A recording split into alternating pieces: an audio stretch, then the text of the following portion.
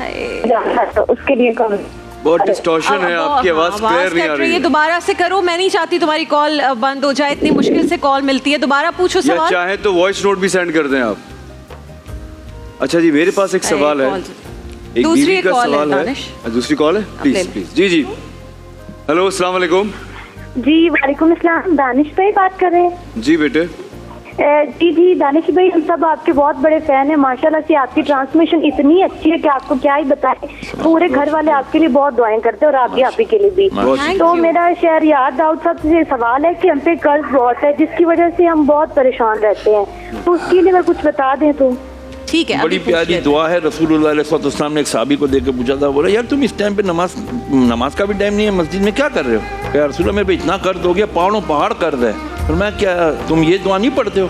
अल्लाहुम्मा इक्फिनी बि हलालिका अन हरामिका व अगनिनी बि फदलिका अम्मन सिवाक। ऐ अल्लाह, तू मुझे अपनी तरफ से अता फरमा दे, मुझे इतनी किफ़ायत कर दे कि मैं हलाल कमाता रहूं और मैं अपने कर्ज से सबकदोश हो जाऊं। ये दुआ पढ़ा करें, अल्लाहुम्मा इक्फिनी बि हलालिका अन हरामिका व अगनिनी बि फदलिका अम्मन सिवाक, हर नमाज के बाद कम से कम 11 बार या कम से कम रात को एक मरतबा बैठ के 100 मरतबा पढ़ लिया करे।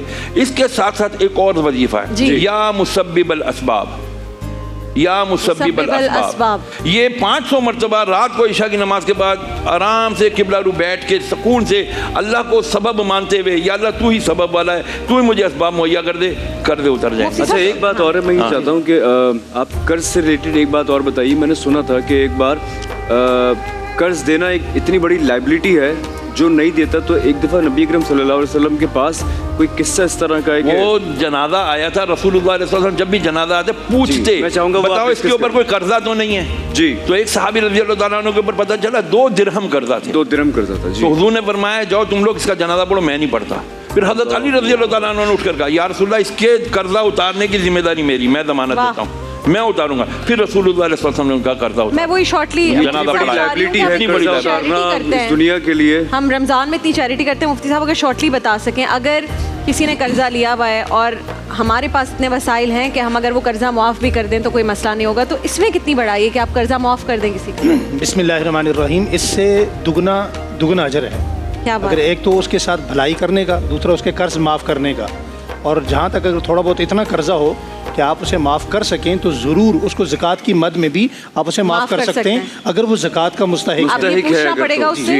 जी अगर वो ज़कात के मुस्तहिक है तो ज़कात की मद में माफ़ करें। और वैसे अगर किसी और सूरत में कर सकते हैं तो उस सूरत में भी करना चाहिए, ये दुगना अजर है इसका। एक छोटी सी बात अर्ज कर दूं, जिन्होंने कर्जा दिया हुआ है, सपोज आपने कर्जा दिया 50,000 किसी को और दिन तय हो गया जी हमने 12 मार्च को मैंने वापस करना है, वो 12 मार्च को वापस नहीं कर रहा, आपने उसको दिया रिलीफ, ठीक है, 13, 15, 20 मार्च गया, अप्रैल गया, जब तक उसने पैसे नहीं दिए, आपको रोजाना 50,000 रुपए सदका करने का सवाब मिलता रहा।